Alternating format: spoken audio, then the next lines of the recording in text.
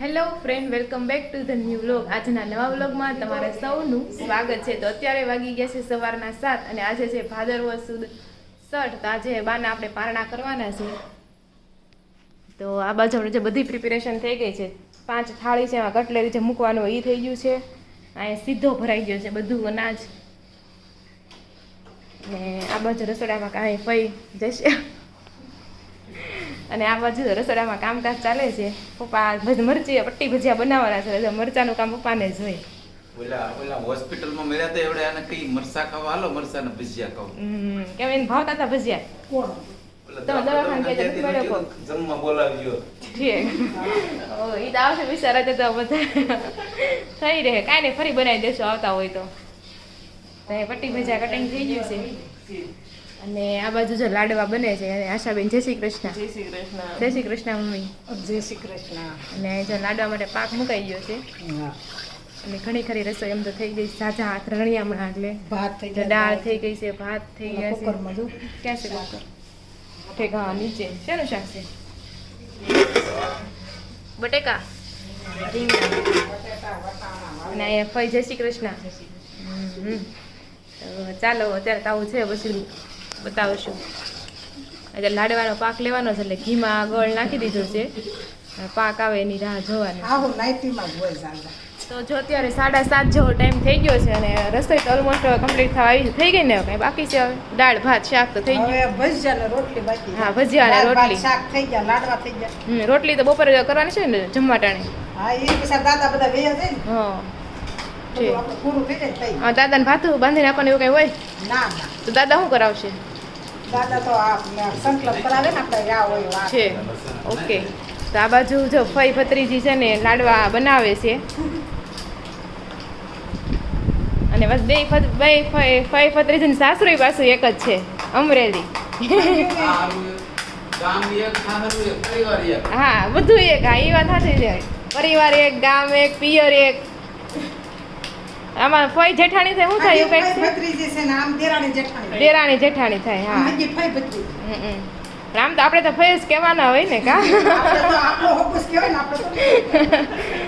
હા, તો જો એવું છે. અને અહીંયા મસ્ત મજાના આપણા લાડવા બને છે. આજે ગણપતિની આપવાના છે, બાની ખવડાવવાના છે. અને આ બાજુ પટ્ટી ભજીયાનું કામ થઈ ગયું છે. એમાં હવે લીંબુ અને મીઠું નાખી દીધું પપ્પા? મીઠું બાકી છે. બાકી છે. તો જો અહીંયા પટ્ટી ભજીયા. તો જો અત્યારે વાગી ગયા છે 8:15 અને આપણે જો બધા આપણે ઘરે આવી ગયા છે. મોટા બાપુજી છે, જય શ્રી કૃષ્ણ. અલ્પેશભાઈ છે, જય શ્રી કૃષ્ણ. સંજયભાઈ, પપ્પા અને અહીંયા મનોજભાઈ, જય શ્રી કૃષ્ણ. અને ફઈ ને જાડો બધા બેઠા છે અહીંયા. હા, તો એમ નહીં, બધા ઘણા ખરા બાપુજીની વ્લોગમાં ઓછા આવતા, ઓળખતા ન હોય એટલે આપણે કેવું પડે ભાઈ આવાર મોટા. હા, એ આ મનોજભાઈ. હે? હા, જવાળાને ખબર પડે એમ કે આ છે એમ. એટલે તો અને જે બધી વસ્તુ રેડી થઈ ગઈ છે. ગોરદાદાની જ વાટ છે, હવે આવે એટલે 8:15 થઈ ગયા છે.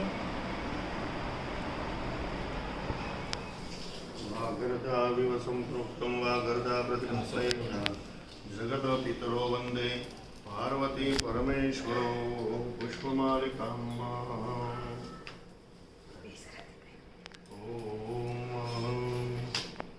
પિતા વિષ્ણુનું સ્મરણ કરવાનું. વિષ્ણવે નમઃ દરેક બોલવાનું. આવ્યા હતા અને આપણે શું કે સંકલ્પ લેવરાયો, બધું થઈ ગયું બધું.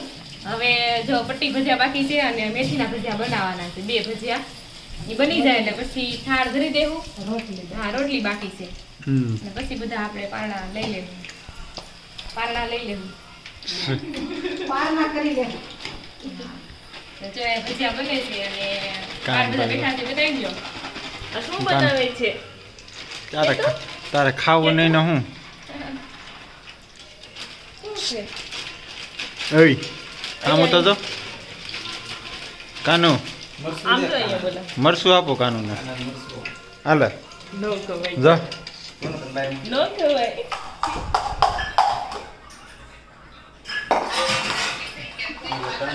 મહેનત ના મે કરી તારે વિખો એને બોલો રોનક ઓલું કરે છે ને એને આડું બોલે ઈ ઊભો થઈ જા. ભાઈ મારશે ધક્કો.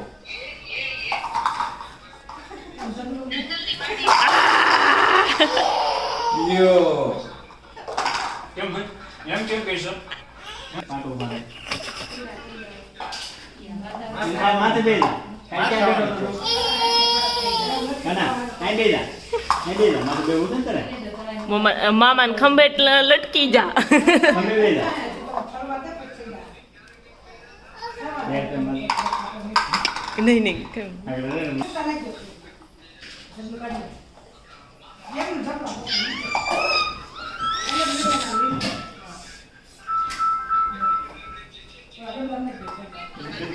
અરે વાહ મજા આવી અરે વાહ આ બાજુ આવો લે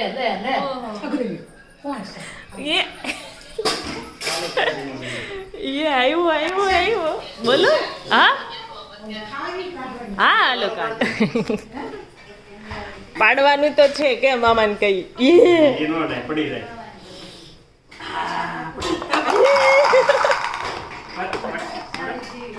અત્યારે વાગી ગયા છે 10:30 અને આપણે જો રસોઈ પાણીનું કામકાજ ચાલે છે ફઈ આવી ગયા. જય શ્રી કૃષ્ણ ફઈ. જય શ્રી કૃષ્ણ. અને અહીં જો બીજા ફઈ જય શ્રી કૃષ્ણ. આ ફઈને તાર સવારે મળ્યા જ તા ને. અને આ જો રીટાબેન નો ભાણિયો પવિત્ર નામ બહુ મસ્ત છે પવિત્ર જેને પ ઉપરથી રાખવો એવી રાખે પવિત્ર. ક્યાં જવું છે હાલવું છે હા સરસ લાગે આંખ મોટી છે ને. અને કહાન જ્યારે રમાડે છે એક ભાવ બીજા ભાવને રમાડે.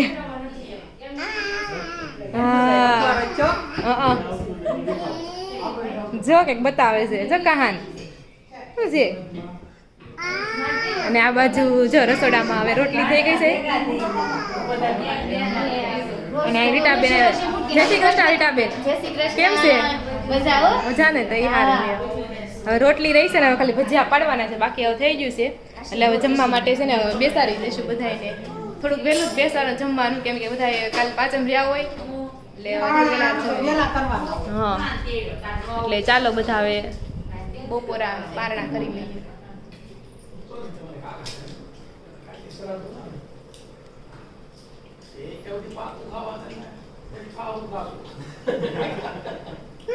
તો જો અત્યારે વાગી ગયા છે 11:30 અને આપણે બપોરા કરવા માટે બેસી ગયા છે.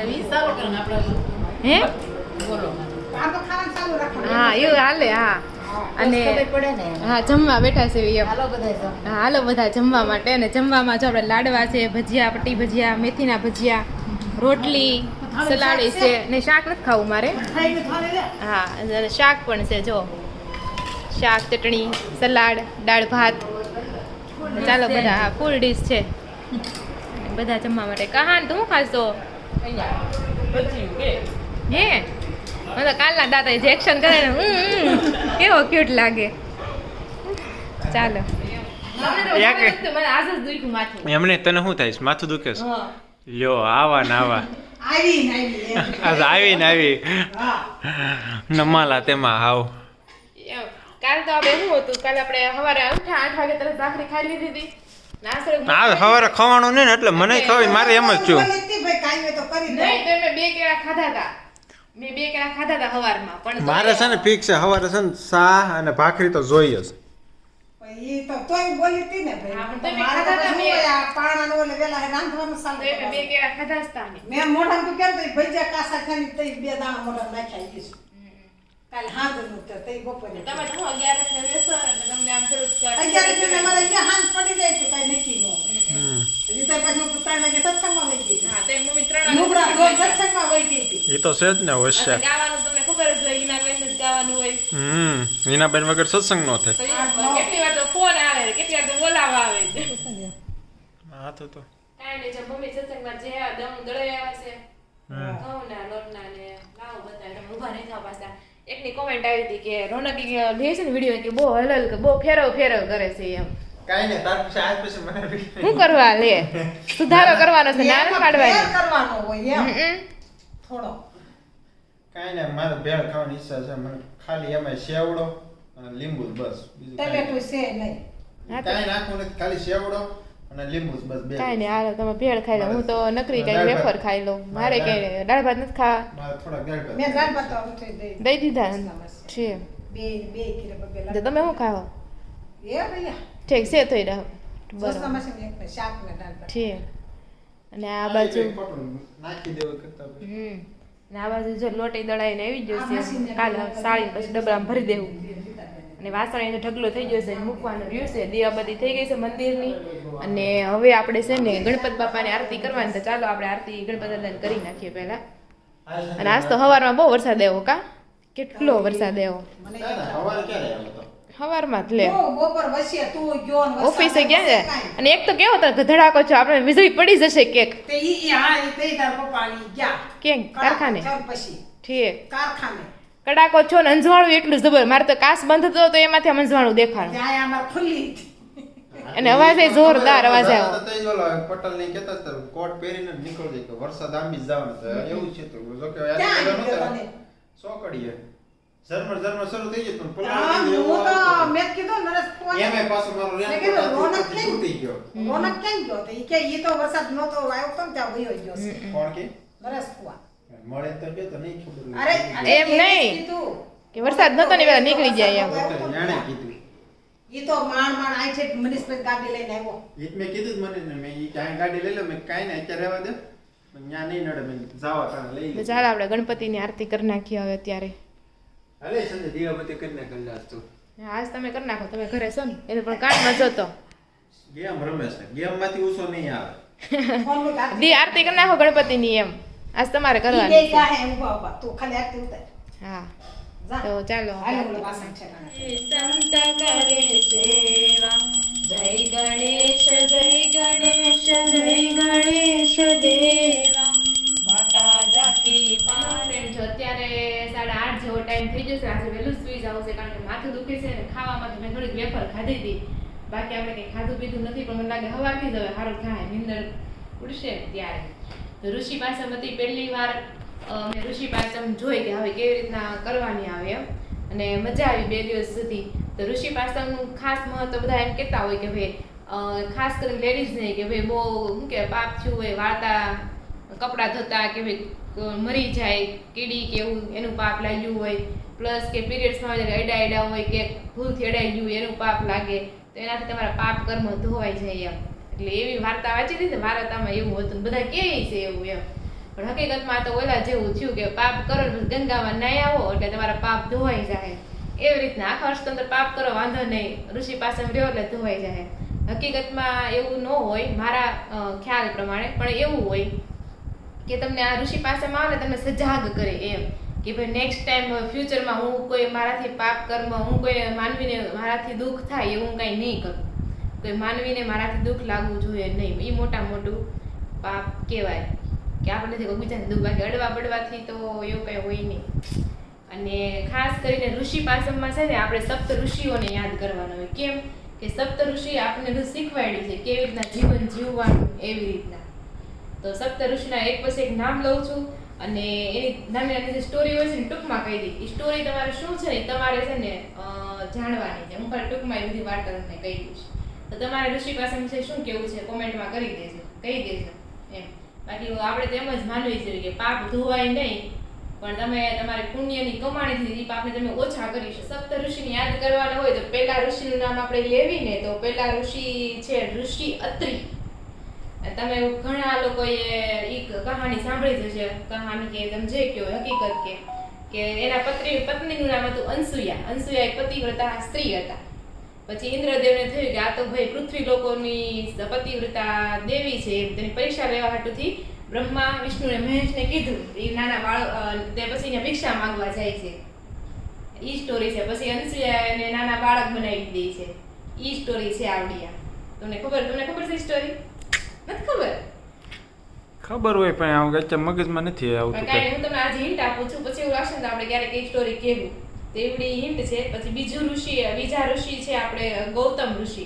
એ તો બધાને ખબર છે, રામાયણમાં ગૌતમ ઋષિને અહલ્યા આવે છે, ઓલું જળ બનાવી દે, મૂર્તિ બનાવી દે, પછી ભગવાન રામ આવે, ચરણ સ્પર્શ કરે અને ચેતના આવી જાય એમાં. એ અહલ્યા, એ ગૌતમ ઋષિ. અને અહલ્યા અને ગૌતમ ઋષિની બીજી કહાની એ પણ છે. એ તપ કરતા હોય ત્યાં બહુ દુકાળ પડે અને પછી ભગવાન શંકરને પ્રગટ કરે અને પછી ત્યાંથી ગંગા ઉદ્ભવે ને ગૌતમી ગંગાનો પ્રગટ થાય. ઈ એક એની છે. પછી ત્રીજા ઋષિ છે ઋષિ વશિષ્ઠ ઋષિ. તો વશિષ્ઠ ઋષિ પાસે છે ને એક કામધેનુ નામની ગાય હોય. તમને ખબર જ છે કામધેનુ આપણે જે માંગો હોય તમને આપે. એક કલ્પવૃક્ષ પ્રમાણે તમે ગણી લો. તો વિશ્વામિત્રને ખબર પડી કે ભાઈ ઋષિ પાસે વશિષ્ઠ પાસે કામધેનુ છે. તો એને કીધું વશિષ્ઠને કે મને તમારે કામધેનુ આપી દો. એને ના પાડી, હું નહીં આપું ભાઈ. કેમ આપું? મારા પાસે છે તો આશ્રમ માટે છે, હું તને નહીં આપું. તો વશિષ્ઠે વિશ્વામિત્ર એમ કીધું તો યુદ્ધ કરવા રેડી થઈ જાઓ. હજી વાત થઈ ને યુદ્ધ કરવાની, કામધેનુમાંથી એટલા બધા સૈનિકો નીકળ્યા ને કે વિશ્વામિત્રના સૈનિકોને બધાને મારી નાખ્યા. વિશ્વામિત્રાને ખાલી હાથે જવું પડ્યું. પછી વિશ્વામિત્રાએ કીધું હું એનો બદલો લઈશ. તે એના વશિષ્ઠ ઋષિને 100 પુત્ર હતા, એ બધાને મારી નાખ્યા. પછી તો એને જે મનમાં રહી ગયું કે જે મારે વશિષ્ઠ ઋષિને મારી નાખવા છે. તો એ વશિષ્ઠ ઋષિને મારવા જાય ને ત્યાં એ નદી કાંઠે બેઠા હોય વશિષ્ઠ ઋષિ અને એના પત્ની. તો એ વાતો કરતા હોય કે ભાઈ આ વિશ્વામિત્ર છે ઋષિ કેવા સારા કહેવાય એમ, એના બધી તાકાત ને એવું બધું એમ. તો વિશ્વામિત્રને એમ થયું કે મેં આ 100 પુત્રને મારી નાખ્યા તોય મારા વિશે એટલું સારું બોલે છે એમ. અને ત્યાંથી એનો બધો ઘમંડ ઉતરી ગયો. અને વિશ્વામિત્ર હતા ને એ રાજા હતા, રાજશ્રી હતા, રજવાડા ભોગવતા હતા, એની પાસે ધન સંપત્તિ હતી. બધો મોહ માયા ત્યાગી દીધો અને બની ગયા તપસ્વી અને તપસ્યા કરવા માંડ્યા વિશ્વામિત્ર. અને 5મા ઋષિ આપણા ઈ જ છે વિશ્વામિત્ર. એ ઋષિ નો કહેવાય ને રાજશ્રી કહેવાય, કારણ કે આ બધા ઋષિમાંથી એની પાસે એ રાજા હતા પહેલા એમ. અને પછી મેનકાએ એનું તપ ભંગ કર્યું અને એમાંથી એક પુત્રી આવી શકુંતલા. અને શકુંતલા ને ભરત એનો પુત્ર, નામ એના પરથી પડ્યું ભારત દેશ. બરોબર? એટલે થઈ ગયા 4 ઋષિ આપણા. પછી 5મા ઋષિ છે ઋષિ ભરદ્વાજ. તો એને બધી આપણે ખગોળ શાસ્ત્ર અને આરોગ્ય શાસ્ત્ર બધું એને આપ્યું. પછી ઋષિ કશ્યપ, એને બધા વિશે ખબર જ હશે. એની પત્ની ઘણી બધી હતી, એમાંથી દિતિ અદિતિને આ બધાને ખબર જ હશે કે એકે દાનવ આપ્યા ને એકે દેવ આપ્યા અને બીજી ઘણી બધી પત્ની હતી, એને સર્પો આપ્યા અને એવી રીતના આખું જગત આપણું ચાલે છે. પછી 7મા જે ઋષિ છે ને એમાં કન્ફ્યુઝન છે. બધા એમ કે એકો એમ કે જમકદિગ્ન અને કોક એમ કે ભૃગુ ઋષિ છે એમ. પણ ભૃગુ ઋષિના વંશજ છે ને અને જમકદિગ્નના વંશજ જ ભૃગુ છે એમ. એટલે ગમે કે એક વંશજના છે જે હોય એમ. પણ જમકદિગ્ન હતા ને એનું સંતાન કયું ખબર છે? પરશુરામ, જે વિષ્ણુનો અવતાર છે ને ઈ પરશુરામ. અને એની પત્નીનું નામ હતું રેણુકા. તો રેણુકાને એના મનમાં છે ને બીજા પુરુષ વિશે ભાવ જાય ગયો કે વાવ કેટલો હેન્ડસમ છે. એટલે હું ખાલી મારી રીતના કહું છું એમ. એટલે બીજા પુરુષ વચ્ચે એનું થયું. એટલે એનું જે પાણી પેલા કમંડળ કહેવાય ને, પાણી રાખે ઋષિ પેલા બ્રાહ્મણ પ્રતિનિધિ રાખતા કમંડળ, એમાં પાણી પડવા લાગ્યું. એટલે એના પતિને ખબર પડી ગઈ કે આને કઈક ખોટો વિચાર કર્યો છે એમ. એટલે એને ખબર પડી ગઈ જમદગ્નિને. તો એના પુત્ર પરશુરામને કીધું કે તું તારું માતાનું એનો વિચાર આવ્યો છે, તું માતાને ધડ કાપી, તાર માતાને ધડ કાપી નાખ એમ. કાપી નાખ્યું. પરશુરામે પછી એમ કીધું તમારી આજ્ઞાનું મેં પાલન કર્યું એટલે માતાનું મેં શીશ કાપી નાખ્યું. હવે હું છે ને તમને આજ્ઞા કરું છું, પ્રાર્થના કરું છું કે તમે મારા માતાને પાછા જીવન દાન આપો એમ. આવી રીતના પરશુરામની કરુણાથી, દયાથી, પ્રાર્થનાથી પાછા એની માતાને જીવતા કર્યા. બસ જ્યાં 7 સપ્ત ઋષિ છે એને યાદ કરવાના હોય. તો તમને કોઈને ખબર હતી 7 સપ્ત ઋષિ વિશે? તમને ખબર હતી? તમને પૂછું છું, તમને ખબર હતી? એમ નથી ખબર? મને નથી ખબર, આજ મને ખબર પડી. તો ચાલો આ સાથે આપણે આજનો બ્લોગ અહીંયા એન્ડ કરી છીએ. વિડીયો ગમે તો લાઈક, શેર, સબસ્ક્રાઇબ કરી દેજો. અને આ થોડું બોરિંગ પાર્ટ લાગ્યો હોય તો કહી દેજો, ફરી વાર જ્ઞાન નહીં આપીએ. તો ચાલો, જય શ્રી કૃષ્ણ અને રાધે રાધે.